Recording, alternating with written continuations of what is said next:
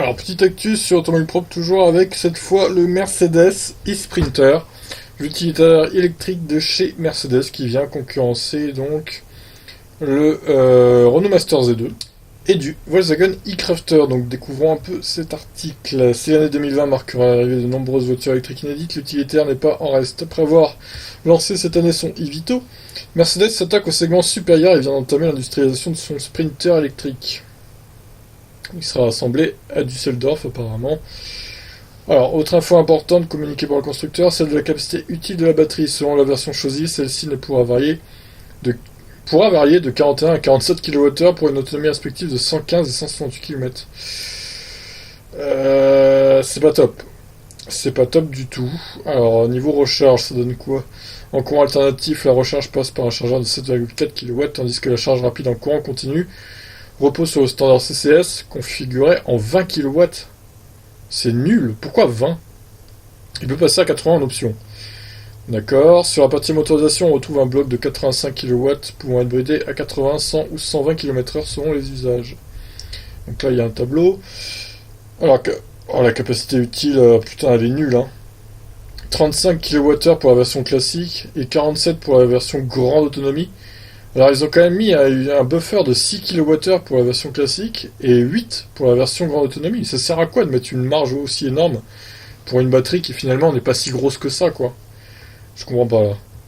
Alors l'autonomie de 115 km pour la version classique, 168 pour la version à grande autonomie. Est-ce qu'on peut parler de grande autonomie avec 168 km seulement d'autonomie? Je vous pose la question. Alors, à noter que la charge utile est moins grande sur la version à grande autonomie que la version classique. Alors ça, c'est quand même un peu scandaleux aussi, j'ai envie de dire. Un e-charging planner pour faciliter les tournées. Au-delà des caractéristiques, Mercedes a aussi travaillé sur l'écosystème qui entoure son utilitaire. Objectif, faciliter les tournées des chauffeurs grâce à un dispositif prédictif anticipant les besoins en matière de recharge. Connecté à Internet, celui-ci analyse en temps réel la capacité de batterie restante et le parcours prévu pour proposer au chauffeur d'adapter son trajet si nécessaire. Le tout est relié à un système de supervision permettant au gestionnaire de suivre l'ensemble de la flotte et d'avoir accès à des statistiques détaillées. Alors on n'a pas d'infos sur le prix, mais évidemment oui, comme ils disent, l'automobile propre, ça sera plus cher que le e-Vito, qui est à 45 000 € hors taxe. Bon, que penser de ça? Encore une fois, un utilitaire avec une batterie assez ridicule. Pour un engin de cette taille, franchement, je comprends pas trop. Bon, après, vous allez me dire, s'ils augmentent la taille de la batterie, la charge utile va diminuer. Oui, c'est possible aussi. Mais là, clairement, on est quand même sur une voiture qui a à peine 168 km d'autonomie. Et encore, bon, c'est du WLTP, donc ça peut être moins, comme ça peut être sûrement plus. Mais s'il est rempli jusqu'à la tronche, honnêtement, je doute qu'on fasse 168 km d'autonomie avec la version grande autonomie, hein. D'ailleurs, on va calculer la conso de 47. Alors, 47 divisé par 1,68 pour trouver la conso au 100. Ça nous fait une conso de 28 kWh au 100. Alors, à vide ou à plein, du coup? Je dirais que c'est plus à vide, moi. Alors, imaginez à plein. À mon avis, on est autour des 100 km d'autonomie. Bon, 100, 110, allez.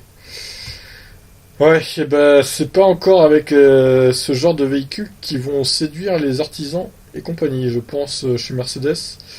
Non, il y a un vrai problème avec les utilitaires électriques. Pour moi, ça ne vaut pas du tout le coup. Ils sont bien trop chers. Ils ont trop peu d'autonomie.